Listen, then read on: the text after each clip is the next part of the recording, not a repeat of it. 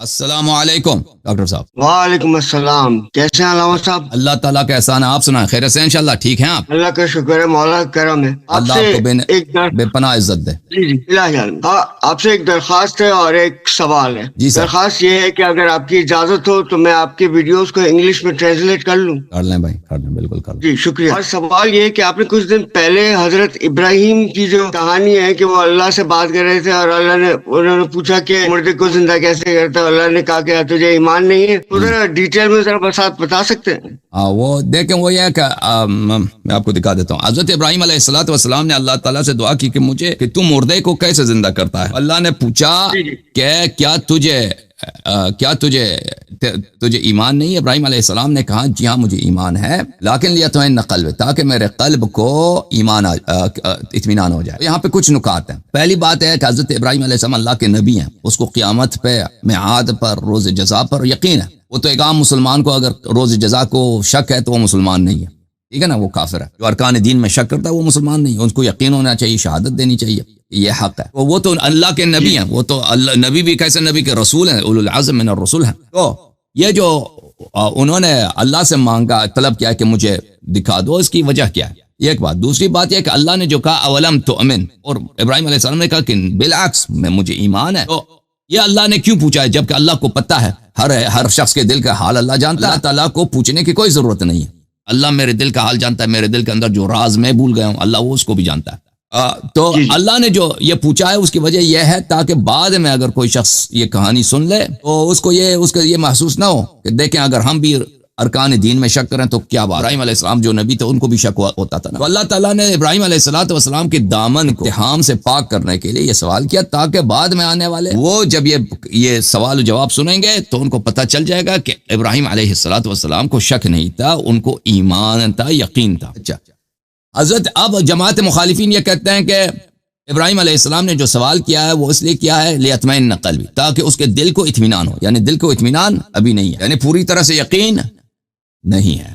روز کہ اللہ مردے کو کیسے زندہ کرتا ہے کیسے زندہ، اس پہ پوری طرح یقین نہیں ہے، ایمان ہے، پوری طرح سے یقین نہیں ہے، اس کے دل کو اطمینان دینے کے لیے۔ تو وہ حضرت ابراہیم علیہ السلام کی ایمان کو گٹانے والی بات ہے۔ ائمہ ابرار علیہ السلام سے جو حدیث ہے اس کے متعلق میں آپ کی خدمت میں عرض کروں، وہ یہ ہے، یہ کتاب التوحید لشیخنا الصدوق رحمۃ اللہ علیہ، چاپ دار المعرفہ، اس میں ایک حدیث ہے، یہاں پر حضرت علی بن موسیٰ الرضا علیہ السلام سے ہمارے آقا ہمارے سید امام رضا علیہ السلام نے فرمایا، وہ مامون کے ساتھ ہے، مامون نے کہا یا ابن رسول اللہ صلی اللہ علیہ وآلہ الیس من قولک ان الانبیاء معصومون، یا فرزند رسول صلی اللہ علیہ وآلہ بتا دیجئے کیا آپ کا یہی قول نہیں ہے کہ انبیاء علیہ السلام معصوم ہوتے ہیں؟ قال بلا، امام رضا علیہ السلام نے کہا جی ہاں انبیاء معصوم ہوتے ہیں۔ فسألہ عن آیات من القرآن، پھر اس نے مامون نے، کیونکہ مامون بہت ہی ذہین عالم اور بہت ہی مناظر آدمی تھا، بہت ہی ذہین آدمی تھا، اور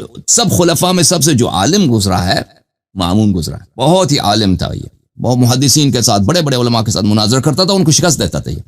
تو اس نے بہت سارے قرآنی آیات کے متعلق سوال کیے کہ یہاں پہ انبیاء علیہ السلام کی خطا ہے یا کچھ ہے، تو امام رضا علیہ السلام نے ان کو جواب دے دیا، اور یہ کتاب عیون الاخبار میں تفصیل کے ساتھ موجود ہے۔ ان جملہ سوالات میں سے ایک سوال یہ تھا، مامون نے پوچھا فاخبرنی عن قول ابراہیم رب ارنی کیف تحیی الموتى قال اولم تؤمن قال بلا ولكن ليطمئن قلبی۔ تو مجھے اس آیت کا مجھے سمجھا دیں کہ یہ کیسے ہو سکتا ہے، حضرت ابراہیم علیہ السلام کے دل کو اطمینان نہیں ہے، وہ اللہ سے مانگتا ہے کہ اللہ مجھے یہ دکھا دے کہ تم مردے کو کیسے زندہ کرتا ہے۔ اللہ کہتا ہے تجھے ایمان ہے، کہتا ہے جی ہاں مجھے ایمان ہے، لیکن میرے دل کو اطمینان ہو جائے، یعنی اس کے دل کو اطمینان نہیں ہے، کچھ شکوک و شبہات ہیں، یہ کیسے ہو سکتا ہے ایک نبی سے؟ تو امام رضا علیہ السلام نے فرمایا ان اللہ تبارک و تعالی کان اوحى الى ابراہیم علیہ السلام انی متخذ من عبادی خلیلا ان سألنی احیاء الموتى اجبته۔ امام رضا علیہ السلام نے فرمایا کہ یہ جو سوال ہے کہ ابراہیم علیہ السلام نے کہا کہ میرے دل کو اطمینان ہو جائے، یہ احیاء اموات کے متعلق نہیں ہے، ایک اور مسئلے کے متعلق ہے۔ اللہ تعالیٰ نے ابراہیم علیہ السلام کو وحی کیا، میرا ایک ایسا نبی ہے، میں ایک دن اس کو اپنا خلیل بناؤں گا، میرا ایک نبی ہے، میں اس کو ایک دن اپنا خلیل بناؤں گا، اگر وہ مجھ سے طلب کرے مجھے مردہ زندہ کر کے دکھا دے تو میں اس کی اس خواہش کو پورا کروں گا۔ فوقع فی نفس ابراہیم علیہ السلام انہ ذلک الخلیل، ابراہیم علیہ السلام کے دل میں اللہ نے الہام کر دیا تھا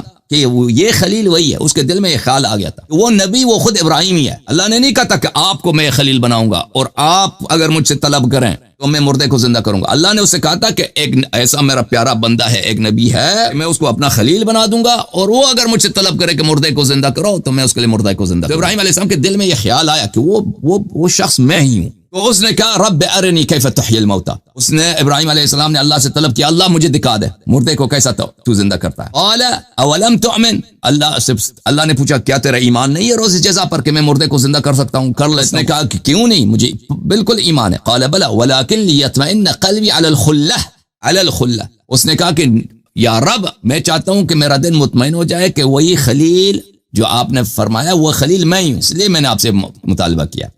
تو ابراہیم علیہ السلام کے دل میں کوئی ایسی شک نہیں تھا, نہ اللہ کی قدرت پر, نہ روز جزا پر, نہ احیاء اموات پر, مردوں کے زندہ ہونے پر, اور کہ اللہ یہ کام کر سکتا ہے. ابراہیم علیہ السلام مطمئن ہونا چاہتے تھے کہ وہ خلیل میں ہی ہوں, اور اس طرح اللہ تعالیٰ نے ان کی دعا کی اجابت کی اور ان کی خواہش پورا کر دی. جی یہ جواب ہے.